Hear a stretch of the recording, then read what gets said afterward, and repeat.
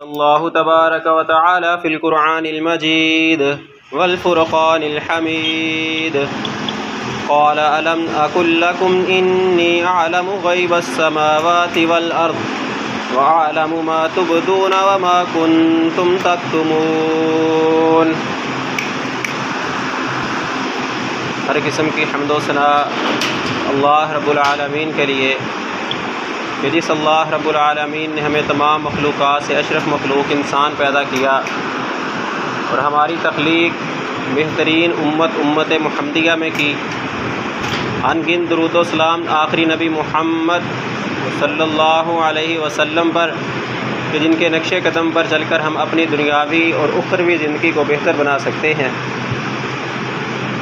محترم سامعین، ہمارا سابقہ موضوع جہاں پر بات ختم ہوئی تھی کہ عالم الغیب صرف اور صرف اللہ رب العالمین کی ذات ہے، اور یہ عالم الغیب صرف اللہ کی ذات، یہ بات فرشتوں کو پہلے معلوم تھی، بتائی گئی تھی۔ اس کے باوجود تخلیق آدم علیہ السلام کے موقع پر اللہ نے دوبارہ آدم علیہ السلام کے سامنے فرشتوں کو یہ بات یاد کروائی۔ الم اقل لکم، کیا میں نے تم کو کہا نہیں تھا انی اعلم غیب السماوات والارض، کہ میں ہی ہوں جو آسمانوں اور زمین کا غیب جاننے والا ہوں۔ کیوں کہی تھی؟ انسان کی تخلیق کے موقع پہ اس بات کو دہرا کے فرشتوں کے سامنے سبق انسان کو دیا تھا کہ انسان تو بھی یاد رکھنا اللہ کے علاوہ کوئی غیب جاننے والا نہیں ہے۔ اور اس کے ساتھ ہی اللہ نے آگے فرمایا وَأَعْلَمُ مَا تُبْدُونَ وَمَا كُنْتُمْ تَكْتُمُونَ، اور یہ بات بھی یاد رکھنا کہ تمہارے ظاہر اور باطن کو سب سے زیادہ جاننے والا میں رب العالمین ہوں۔ اب یہاں یہ بات سوچنے میں آتی ہے کہ جب پیچھے اللہ نے یہ کہہ دیا کہ غیب اور حاضر سب میں جاننے والا ہوں، پھر آگے دوبارہ اس بات کو ذکر کیا وَأَعْلَمُ مَا كُنْتُمْ وَأَعْلَمُ مَا تُبْدُونَ وَمَا كُنْتُمْ تَكْتُمُونَ، تم چھپا کے کچھ کرو گے یا تم ظاہر کر کے کچھ کرو گے، اس سب کو بھی جاننے والا ہوں۔ پیچھے غیب میں بھی تو سب شامل تھا، پھر آگے دوبارہ ذکر کر دیا۔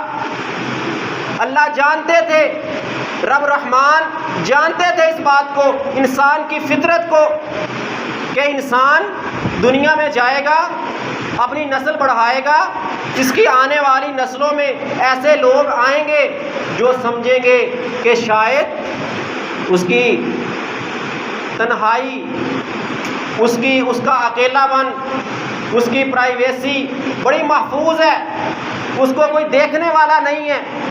اس لیے اللہ نے آگے پھر اس بات کو دوبارہ ذکر کر دیا وَأَعْلَمُ مَا تُبْدُونَ وَمَا كُنْتُمْ تَكْتُمُونَ، جو تم چھپاؤ گے، جو تم ظاہر کرو گے، میں اس سب کو سب سے زیادہ جاننے والا ہوں۔ آج اگر ہم معاشرے میں نظر دوڑا کے دیکھیں تو کتنے ایسے لوگ ہیں، کچھ تو علی الاعلان ڈٹائی کے طور پہ، جس کو ہم ڈاکہ کہتے ہیں، ایک چوری ایک ڈاکہ، وہ ڈاکے کے طور پہ سر عام گناہ کرتے ہیں۔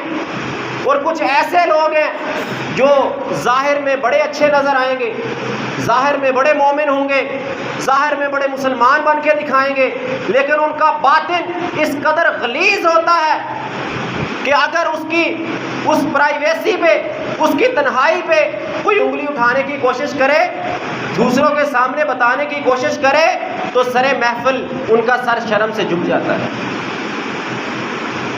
شاید وہ اس بات سے باخبر نہیں ہے، ان کو اس بات کا علم نہیں ہے کہ تخلیق آدم علیہ السلام کے موقع پر اللہ نے جہاں عالم الغیب کی نسبت اپنی طرف کی تھی، اسی آیت کریمہ کے آخری ٹکڑا میں اللہ نے اس بات کی وضاحت بھی کی تھی۔ انسان کی موجودگی میں فرشتوں کو بتایا تھا، انسان بھی سن رہا تھا۔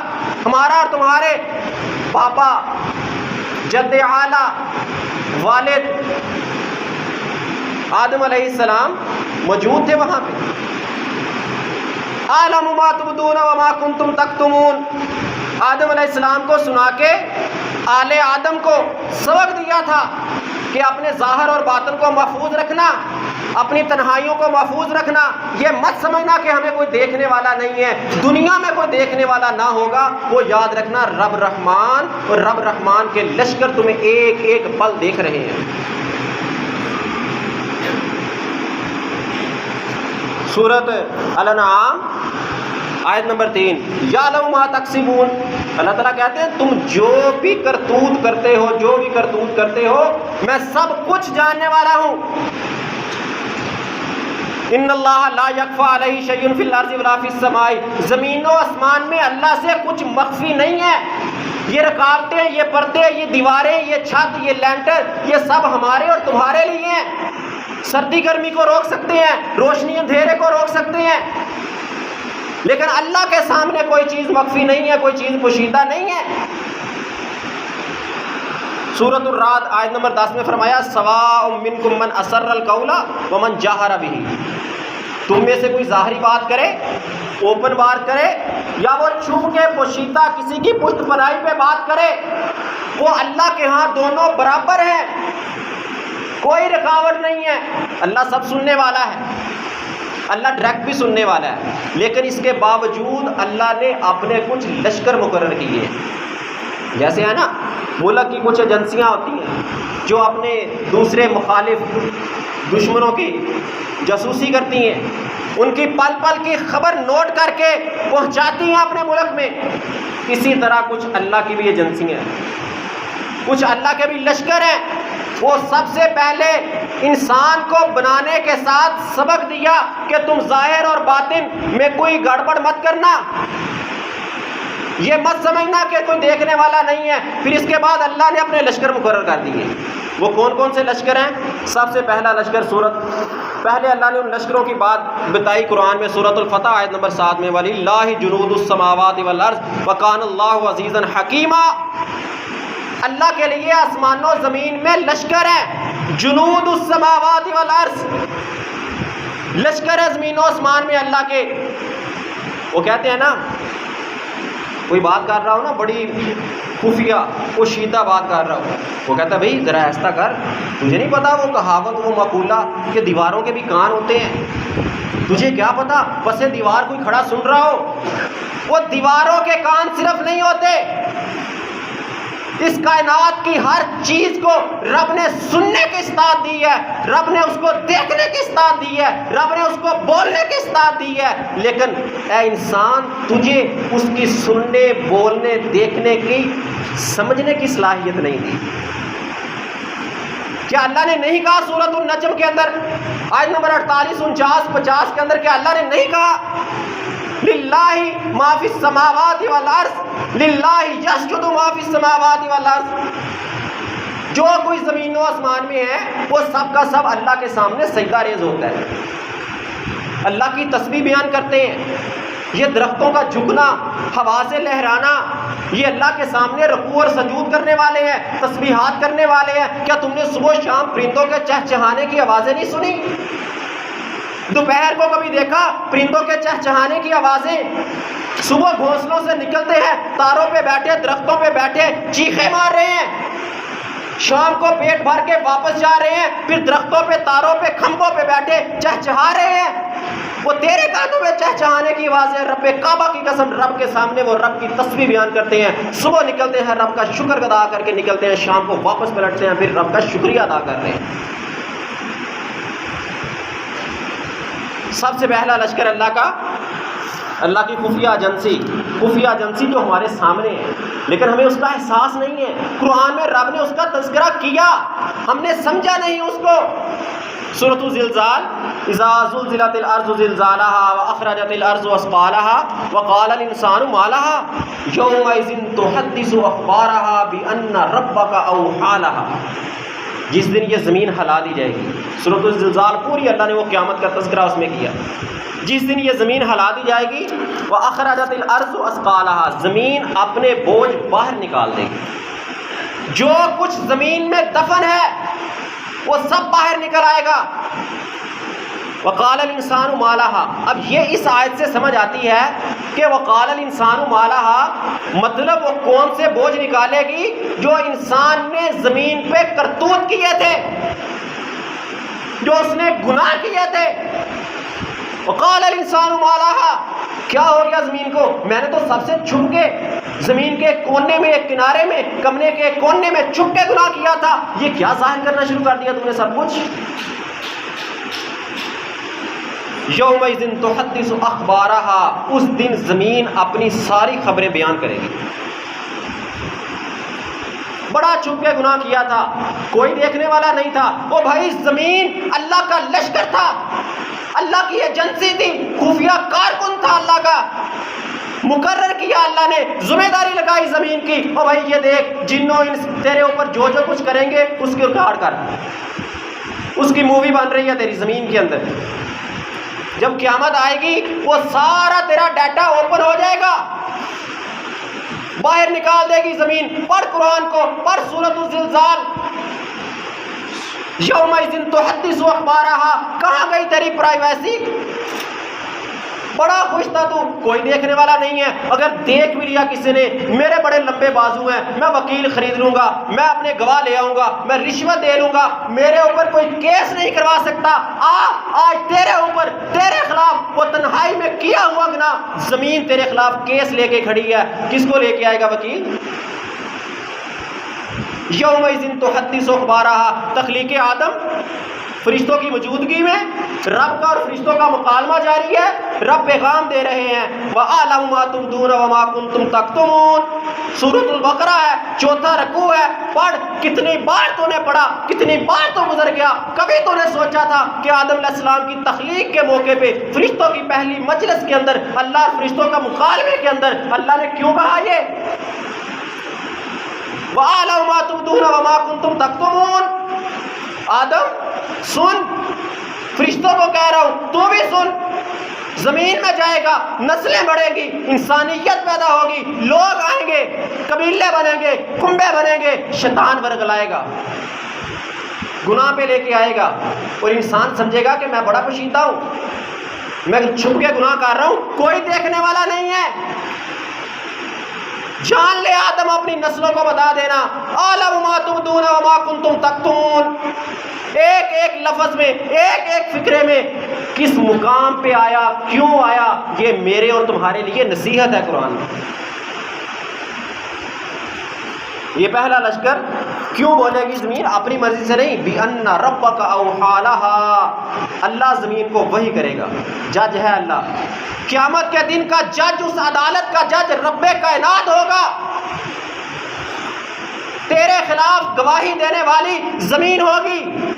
رب کہے گا چل زمین بول، کس جگہ پہ اس نے فلاں بن فلاں نے گناہ کیا تھا۔ جب تیری باری آئے گی نا حساب کتاب دینے کی، تو کٹہرے میں کھڑا ہوگا، اللہ کی عدالت میں جج اللہ ہوگا، تو بڑی کوشش کرے گا، ہاتھ پاؤں مارے گا، زمین والی عدالت کی طرح، دنیا والی عدالت کی طرح، کوئی گواہ مل جائے، کوئی رشوت لے لے، کہیں میری جان چھوٹ جائے، ایک طرف سے زمین کا ایک ٹکڑا آئے گا، تو بڑا خوش ہوگا، شاید کہ یہ میرے حق میں گواہی دینے کے لیے آیا ہے۔ وہ بولے گی زمین نہیں یا رب کائنات، یہ تنہائی کے اندر چھپ کے میرے اوپر گناہ کرتا تھا، اس کو پتہ نہیں تھا کہ رب نے میری ڈیوٹی لگائی ہے، میں نے اس کی ویڈیو بنا لی تھی، دیکھ میں اس کی ویڈیو چلا کے دکھاتا ہوں۔ زمین دکھائے گی ویڈیو تیری، زمین بتائے گی رب کو، رب اس نے یہ گناہ کیا تھا۔ دوسرا لشکر سورۃ الانفطار آیت نمبر 10 سے 12 فرمایا وَإِنَّ عَلَيْكُمْ لَحَافِظِينَ كِرَامًا كَاتِبِينَ يَعْلَمُونَ مَا تَفْعَلُونَ۔ اب تو کہے گا لے زمین گواہی دے گی نا، تو میں فضاؤں میں چلا جاتا ہوں، میں جہاز میں بیٹھ کے گناہ کر لوں گا، کہاں کون سی زمین ہے وہاں پہ؟ وہ ایک نہیں، رب نے کتنے لشکروں کی ڈیوٹیاں لگائی ہیں، تو نکل جائے گا زمین سے، فضاؤں میں چلا جائے گا، گناہ کرے گا، سورۃ الانفطار پڑھ، رب پھر پکارتا ہے، قرآن پکار ہوتا ہے، انسان مت کرنا تنہائی کے اندر گناہ، اپنی پرائیویسی کو محفوظ رکھ، مت سمجھ کے تو تنہا ہے، تجھے کوئی دیکھنے والا نہیں ہے۔ پڑھ ذرا رب کیا فرماتے ہیں، وَإِنَّ عَلَيْكُمْ لَحَافِظِينَ، بے شک ہم نے تم پر نگہبان مقرر کر دی ہیں، محافظ مقرر کر دی ہیں، کرامن کاتبین، بڑے باعزت ہیں، بڑے معزز ہیں، وہ لکھنے والے ہیں۔ دفتر میں رکھتا ہے نا بندہ اپنے سارے کام کاج کو، اپنے کاروبار کو، اپنے لین دین کو، اپنے معاملات کو لکھ رہا ہے، ہفتے کے بعد، مہینے کے بعد، سالانہ وہ ساری چیکنگ ہوتی ہے۔ وہ تیری دن رات، شب و روز، ایک ایک سیکنڈ نہیں بلکہ ایک ایک مائکرو سیکنڈ کے لاکھویں حصے میں کیا گیا تیرا عمل تیرے کرام الکاتبین تیرے دائیں اور بائیں کندھوں پہ لکھ رہے ہیں بیٹھے۔ کرامن کاتبین، کرامن کاتبین ہے یعلمون ما تفعلون، جو بھی تو کرتا ہے وہ سب جانتے ہیں، وہ سب تیرا محفوظ ہے، تیری زندگی کی ڈائری بن رہی ہے، تیرا رجسٹر نوٹ ہو رہا ہے۔ کل قیامت کے دن وہ دو صورتوں میں سے ایک صورت لازم ہے تم پر، یا تیرے دائیں ہاتھ میں تیرا رجسٹر پکڑایا جائے گا یا تیرا بائیں ہاتھ میں رجسٹر پکڑایا جائے گا۔ اب تو خود دیکھ لے، اگر تیرے اعمال ایسے ہیں کہ بایاں فرشتہ زیادہ لکھنے والا ہے تو نامہ اعمال بائیں ہاتھ میں آئے گا، اگر تیرے اعمال ایسے ہیں کہ دائیں کندھے پہ بیٹھا فرشتہ لکھنے والا ہے تو تیرے دائیں ہاتھ میں تیرا نامہ اعمال آئے گا۔ مت سمجھ کے تجھے کوئی دیکھنے والا نہیں ہے، سب سے چھپ کے تو نے کیا تھا، گھر والوں سے چھپ کے کیا تھا، اساتذہ سے چھپ کے کیا تھا، گلی محلوں والوں سے چھپ کے گناہ کیا تھا، پوری دنیا سے الگ تھلگ ہو کے کیا تھا، کسی کو کانوں کان تو نے خبر نہیں ہونے دی تھی، تو زمین پہ بھی نہیں تھا، فضاؤں میں تھا، تو نے گناہ کیا تھا۔ دیکھ تیرے دایاں اور بایاں کندھا تو تجھ سے جدا نہیں ہو سکتا، کٹ بھی جائے کندھا لیکن رب کائنات کے مقرر کیے ہوئے فرشتے تجھ سے جدا نہیں ہو سکتے۔ سورۃ القاف فرمایا وَإِذْ يَتَلَقَّى الْمُتَلَقِّيَانِ عَنِ الْيَمِينِ وَعَنِ الشِّمَالِ قَعِيدٌ، وضاحت کے ساتھ کہہ دیا، وہ جب ملتے ہیں تم کو تمہارے دائیں اور بائیں بیٹھے ہوئے، دائیں اور بائیں بیٹھے ہوئے تمہیں ملتے ہیں، ما یلفظ من قول الا لدیہ رقیب عتید، انسان تو اپنی زبان سے ایک لفظ بھی نہیں بولتا مگر تیرے پاس بیٹھے ہوئے دائیں اور بائیں وہ نگہبان فرشتے اس کو فوراً لکھ لیتے ہیں۔ وہ ہے نا عقل مند لوگوں کا مقولہ، پہلے تولو پھر بولو، زبان سے نکلنے والا لفظ اس کو سوچ کہ تیرے دائیں کندھے پہ بیٹھا ہوا فرشتہ تیری ڈائری میں لکھے گا یا تیرے بائیں کندھے پہ بیٹھا ہوا فرشتہ تیری ڈائری میں لکھے گا، تیری نیکیوں میں اضافہ ہوگا یا تیرے گناہوں کا وزن بڑھے گا، یہ فیصلہ تو نے کرنا ہے۔ اپنی زبان سے نکلتا والا لفظ سوچ کے نکال، غصہ ہے تو کنٹرول کر، پریشانی ہے، غم ہے تو صبر کر، لیکن کبھی اپنی زبان سے ایسی بات مت نکالنا کہ تیرے بائیں کندھے پہ بیٹھا فرشتہ فوراً متحرک ہو جائے اور اس کو لکھنا شروع کر دے۔ سورۃ الزخرف آیت نمبر 80 فرمایا ام یحسبون انا لا نسمع سرهم ونجواهم بلا ورسلنا لدیہم یکتبون، کیا وہ گمان کرتے ہیں کہ ہم ان کی سرگوشیوں کو سننے والے نہیں ہیں؟ بڑا چھپ کے سرگوشی، وہ کہتے ہیں نا بڑی کسی کو بات بتانی ہو نا کسی کے بارے میں، بڑا اس کے کان میں ہوگے یہ بڑی خفیہ بات ہے کسی کو مت بتانا، کسی کے بارے میں غیبت کرنی ہو اس کے بڑا قریب ہوگے تجھے بتا رہا ہوں کسی کو مت بتانا۔ پہلے تو یہ بات سمجھ لے کہ راز صرف اس وقت تک راز ہوتا ہے جب تک تیرے اپنے دل میں ہے۔ تو 1000% جس پہ اعتماد کرتا ہے اس کو بھی بتا دے، رب کعبہ کی قسم اٹھا کے کہتا ہوں، پھر اس کو راز مت سمجھنا۔ راز صرف اس وقت تک راز ہے جب تیرے دل کے اندر محفوظ ہے، جب تو اپنے دل سے نکال لے اس کو بتائے جس پہ تو نے کروڑوں فیصد اعتماد تھا، پھر اس کو راز مت سمجھ، وہ تیرے دل سے نکل کے کسی کے دل میں جا چکا ہے، وہ انسان ہے، نسیان ہے، اس کے آگے پیچھے دائیں بائیں شیطان چلتا ہے، وہ اس کے منہ سے کبھی نہ کبھی نکلوا دے گا۔ اور کیا کہتے ہیں رب، کیا گمان کرتے ہیں یہ لوگ کہ ہم ان کی سرگوشیوں کو اور ان کی ظاہری باتوں کو نہیں سنتے؟ بلا ورسلنا لدیہم یکتبون، بلکہ ہمارے قاصد ان کے پاس موجود ہیں، وہ سب کچھ لکھ رہے ہیں۔ او بھائیو، جگہ جگہ اللہ نے قرآن میں کتنے مقامات، یہ چند ایک مقامات میں نے آپ کے سامنے پڑھے ہیں، کتنے ایسے مقامات ہیں جب اللہ نے جہاں جگہ جگہ فرمایا کہ ہمارے قاصد، ہمارے مقرر کیے ہوئے فرشتے کہیں کہاں کرام الکاتبین تمہارے پاس موجود ہیں، جو تمہارے ایک ایک قول کو، تمہارے چھوٹے سے چھوٹے فعل کو سب کچھ لکھ رہے ہیں، تم کیوں بھولے بیٹھے ہو؟ اب اس سے آگے بھی لشکر ہیں اللہ کے اور بھی ہیں۔ سورۃ نور فرمایا یوم تشہد علیہم السنتہم وایدیہم وارجلہم بما کانوا یعملون، اس دن گواہی دیں گے تمہارے خلاف، ان مجرموں کے خلاف گواہی دیں گے، گواہ بن کے آئیں گے مخالفت میں۔ کون بن کے آئیں گے؟ السنتہم، ان کی زبانیں، جن زبانوں سے آج ہم لوگوں کی غیبتیں کرتے ہیں، حسد کرتے ہیں، چغلیاں کرتے ہیں، یہی زبان کل قیامت کے دن اللہ کی عدالت میں ہمارے کٹہرے میں نہیں کھڑی ہوگی، ہمارے مخالف، ہمارے خلاف دلیل دینے کے لیے مخالفت کے کٹہرے میں کھڑی ہوگی۔ یوم تشہد علیہم السنتہم، زبانیں یہ اللہ کے لشکروں میں سے ایک لشکر ہے، یہ آج تیرے تابع ہے، تو جب چاہے، جیسے چاہے، جہاں چاہے، جس کے خلاف چاہے، جس کے حق میں چاہے چلا سکتا ہے، لیکن قیامت کے دن یہ تیرے تابع نہیں ہوگی۔ قیامت کے دن یہی زبان دو صورتوں میں سے ایک صورت ہے، یا تیرے حق میں گواہی دے گی یا تیری مخالفت میں گواہی دے گی۔ آج فیصلہ تو نے کرنا ہے۔ اگر تیرا بایاں کندھا کا وزن زیادہ ہے، اگر تیرے دائیں کندھے کا وزن زیادہ ہے تو یقیناً یہ تیرے حق میں گواہی دے گی۔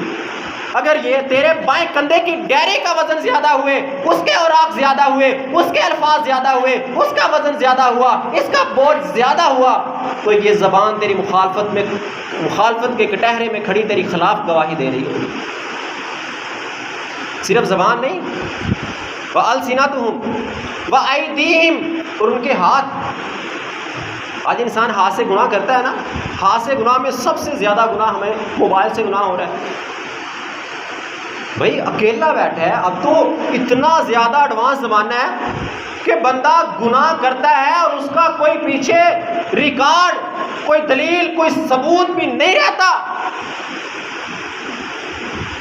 نہ جانے تو نے موبائل میں کیا دیکھا، فحاشی دیکھی، گانے سنے، مجرے دیکھے، فلمیں دیکھی، ڈرامے دیکھے، رب کی محرمات کو دیکھا، پھر ڈیلیٹ مار دیا۔ کسی نے پوچھا بھائی تو کیا رکھا ہے موبائل؟ دیکھ لے بھائی میرا موبائل تو صاف ہے، دیکھ کوئی لاک لوک میں نے نہیں لگایا، صاف موبائل ہے بالکل۔ لوگوں کے سامنے باعزت، محترم، مکرم، مومنوں کی صف میں کھڑا دکھانے والا، لیکن تنہائی میں تیری یہی ہاتھ، ایک ہاتھ میں موبائل، دوسرے ہاتھ کی انگلیوں سے ٹچ کیا دیکھ رہا ہے؟ کیا یہ تیرا ٹچ کرنا تیرے دائیں کندھے کے وزن کو بڑھا رہا ہے یا تیرے بائیں کندھے کے وزن کو بڑھا رہا ہے؟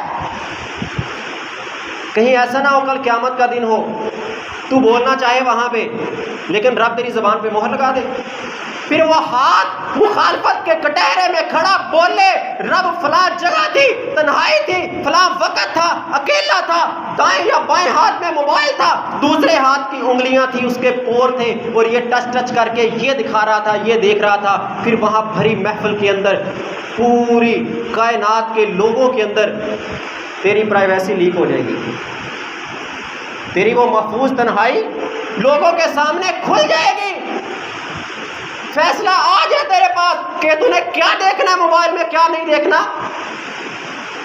بالفرض ایک مثال دے کے سمجھانے کی کوشش کرتا ہوں۔ اس مسجد میں کتنے لوگ؟ 150 200 زیادہ سے زیادہ ابھی اس وقت تک۔ ابھی یہاں کھڑا میں کسی کو کہوں کہ بھائی دیکھنا فلاں بن فلاں تو کھڑا ہو، اور میں نے تجھے دیکھا تھا کہ فلاں مجلس کے اندر تو شراب پی رہا تھا، کیا حالت ہوگی اس کی؟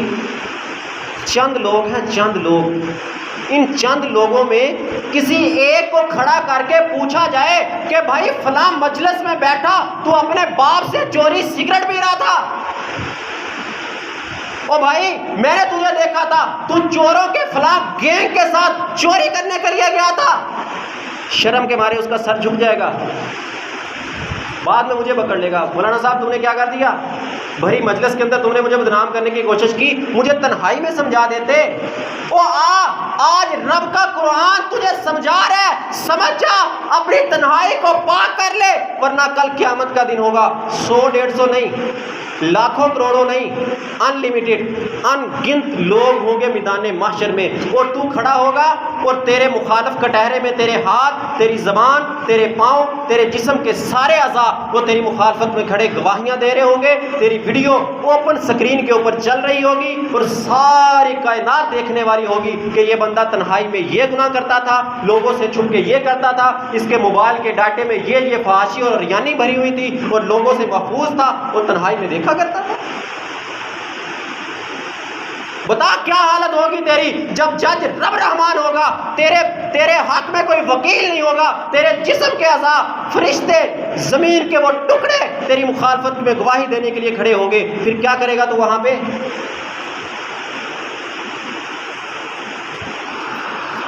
سورۃ یاسین آیت نمبر 165 فرمایا الیوم نختم علی افواہہم وتکلمنا ایدیہم وتشہد ارجلہم بما کانوا یکسبون۔ آج اللہ کہہ رہے ہیں آج قیامت کے دن ہم ان کے منہوں پہ مہر لگا دیں گے۔ دنیا میں تو ہوتا ہے نا، تو نے گناہ کیا، بڑا تیز زبان تھا، بڑا حاضر دماغ تھا، سوال بعد میں پورا ہوتا تھا، پہلے تیرا جواب چلا جاتا تھا،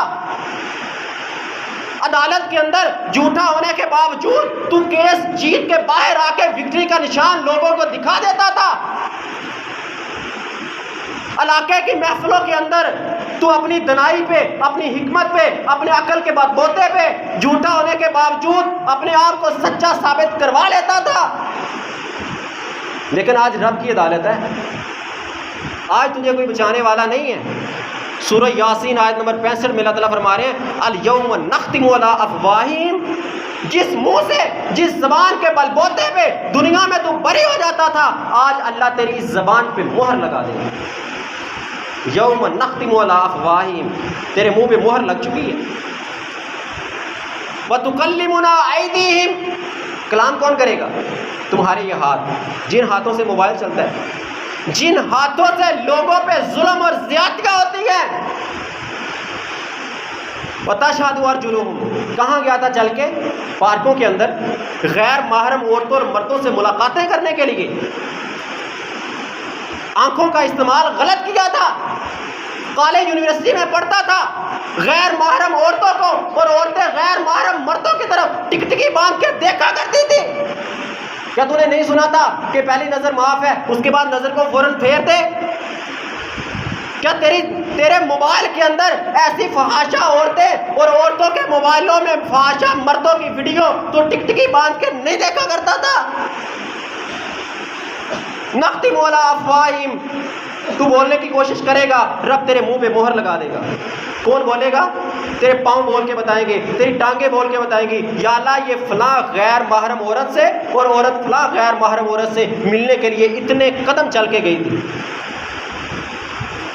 یا اللہ اس کی آنکھیں پہلی نظر پڑی تھی، اس نے پھیری نہیں تھی۔ آنکھیں بولے گی یا اللہ زندگی میں تو خود شمار کر کہ کتنی بار تیری نظر غیر محرم مرد یا غیر عورتوں کی، غیر محرم مردوں یا عورتوں کے اوپر نظر پڑی ہے، کتنی بار تو نے نظر پلٹائی اور کتنی بار تو دیکھتا رہا تھا۔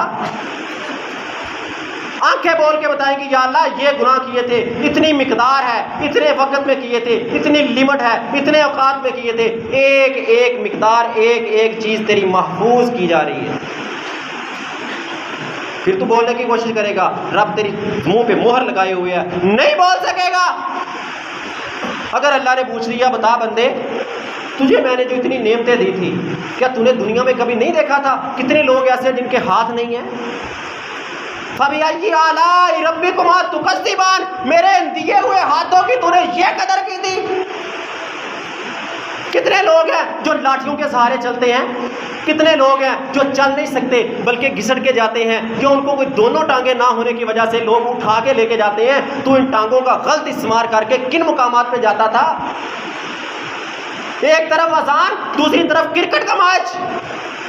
کیا تم مسجد میں ان ٹانگوں پہ چل کے آ کے ان اللہ کی دی ہوئی نعمت ٹانگوں کا حق ادا کرتا تھا، یہ اس کی مخالفت میں نماز کو چھوڑ کے کرکٹ اور فٹ بال کا میچ کھیلنے کے لیے جاتا تھا؟ پوچھ لیا اگر اللہ نے تُو نے کتنے دنیا میں نبینے دیکھے تھے، میں نے تجھے آنکھیں دی تھی نا، کیا استعمال کیا تھا تو نے ان آنکھوں کا؟ غیر محرم عورتوں کو دیکھنے کے لیے؟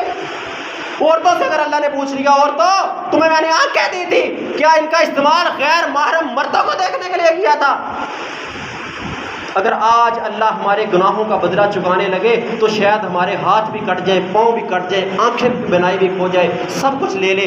اللہ ابھی حساب نہیں لے رہا، موقع دے رہا ہے، اللہ موقع دے رہا ہے، آؤ لوگوں جمعے کے دن آؤ، جمعہ سنو، نصیحتیں سنو، اس پہ عمل کرو۔ لیکن ہم کہتے ہیں نہیں جی اللہ نے کہانی دو اس لیے دی ہیں، ایک سے سنو دوسرے سے نکال دو۔ او بھائی یہ کن کا مقولہ ہے کہ ایک کان سے سنو دوسرے سے نکال دو، جن کا درمیان والا بھیجا خراب ہے، ایکسپائر ہو چکا، کام نہیں کرتا، جن کا درمیان والا بھیجا دو کانوں کے درمیان رب نے دماغ رکھا ہے.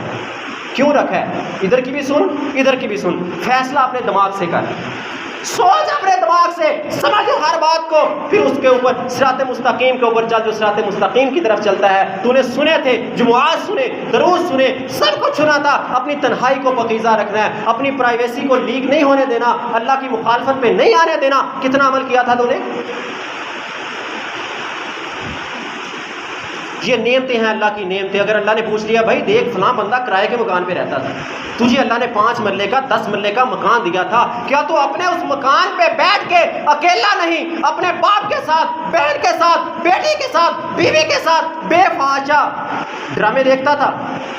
ٹی وی لگا کے گھر میں، کس کے گھر میں آج دیکھو تقریباً کہہ دوں تو غلط نہیں ہوگا 60% ہمارے معاشرے میں ایسے لوگ ہیں جن کے گھروں کے اندر ٹی وی کے اوپر فحاشا مرد اور عورتوں کے ڈرامے، مرد اور عورت، بہن بیٹی سب اکٹھے بیٹھ کے دیکھتے ہیں. کیا غیرت کا جنازہ نہیں نکل گیا؟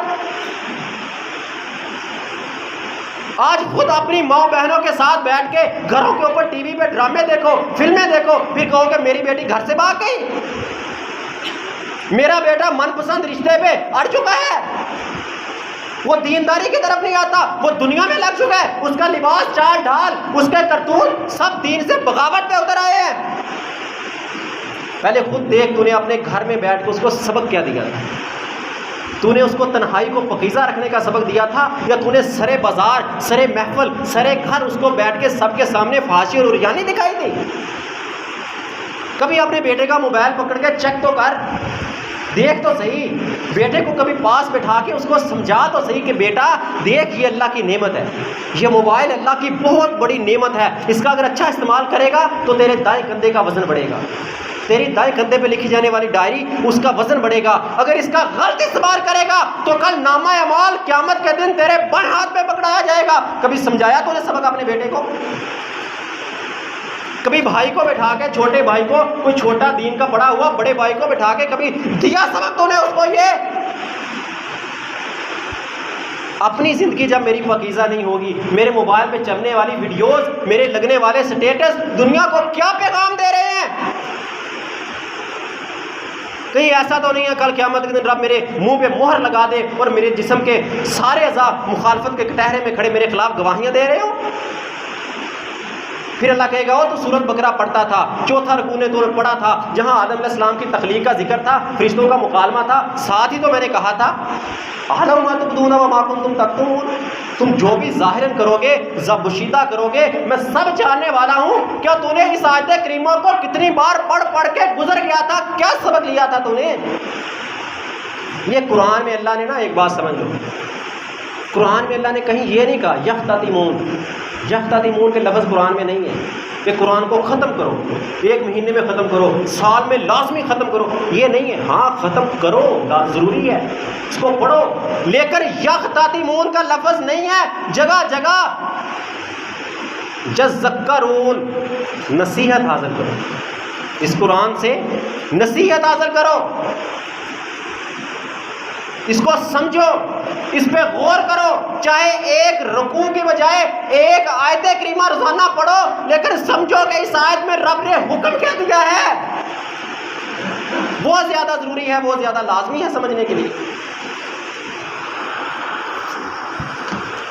وہ ایک حکایت مشہور ہے نا، کسی استاد نے کہا اپنے شاگردوں کو ایک مرغی دی کہ جاؤ کل یہ مرغی سب نے نا ذبح کر کے لانی ہے، لیکن ذبح وہاں پہ کرنی ہے جہاں کوئی تمہیں دیکھنے والا نہ ہو.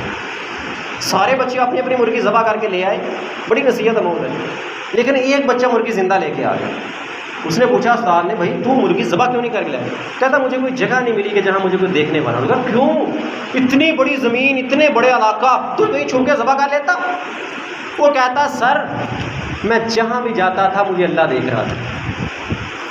وہ ایک بچہ، چھوٹا بچہ جس کی سوچ اتنی عمدہ ہے، اور کیا ہماری سوچ اس بچے سے بھی گھٹیا ہو چکی؟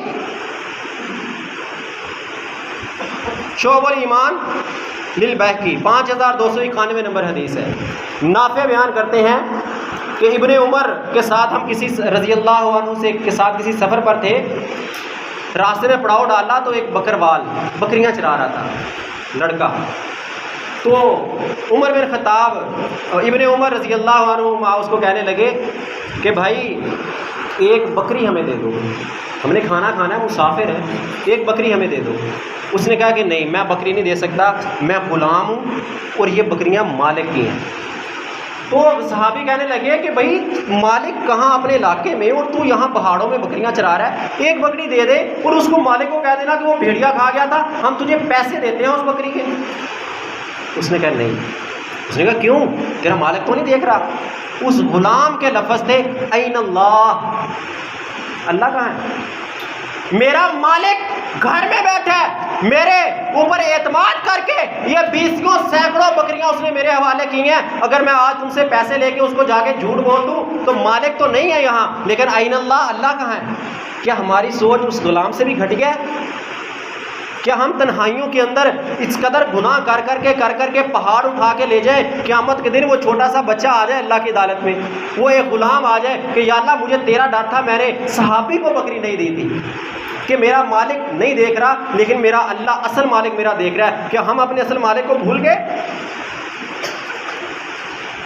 سورۃ علق آیت نمبر 14-15 میں اللہ تعالیٰ فرماتے ہیں الم یعلم بان اللہ یرا کلا لئن لم ینتہی لنسفعا بالناصیہ۔ کیا یہ سمجھتے ہیں کہ ہم ان کو، اللہ تعالیٰ ان کو دیکھ نہیں رہا؟ اگر یہ باز نہ آئے، کلا لئن لم ینتہی لنسفعا بالناصیہ، اگر انہوں نے اپنی پرائیویسی کو محفوظ نہ کیا، اگر اپنی تنہائی کو پاکیزہ نہ کیا، تو یاد رکھو رب کا قرآن سورۃ العلق آیت نمبر 15، اللہ تعالیٰ کہہ رہے ہیں میں ان کو پیشانی کے بالوں سے پکڑ کے گھسیٹ کے پھینکوں۔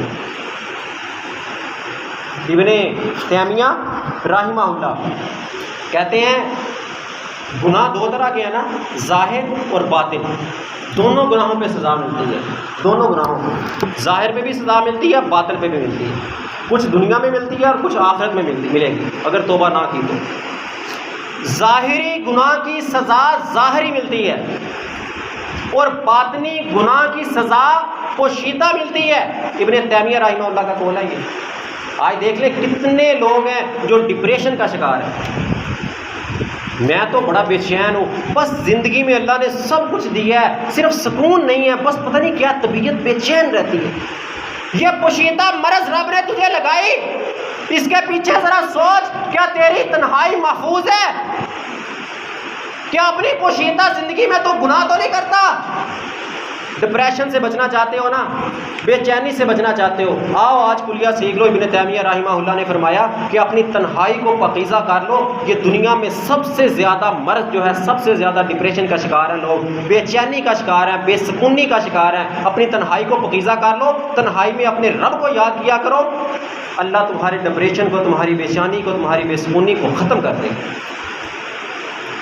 ابن ماجہ کی حدیث، آخری بات کر کے اپنی بات کو ختم کرتا ہوں۔ ابن ماجہ کی حدیث ہے، لمبی حدیث ہے، مختصراً بیان کرتا ہوں کہ اللہ کے نبی صلی اللہ علیہ وسلم فرمایا کہ قیامت کے دن کچھ لوگ آئیں گے بڑے پہاڑوں جیسے اعمال لے کے، لیکن اللہ ان کے اعمال کو روئی کی طرح اڑا دے گا۔ صحابہ نے پوچھا یا اللہ کون ہے، یا نبی صلی اللہ علیہ وسلم کون ہے وہ لوگ، ہمیں بتا دیں تاکہ کہیں ہم ان میں سے نہ ہو جائیں۔ کہا وہ تمہیں میں سے ہیں، تمہارے قبیلوں میں سے، تمہاری نسلوں میں سے، حتیٰ کہ جس طرح تم رات کو تہجد نفلی عبادت کرتے ہو وہ بھی نفلی عبادت کرنے والے ہوں گے۔ وجہ کیا ہے؟ گناہ کیا ہے ان کا؟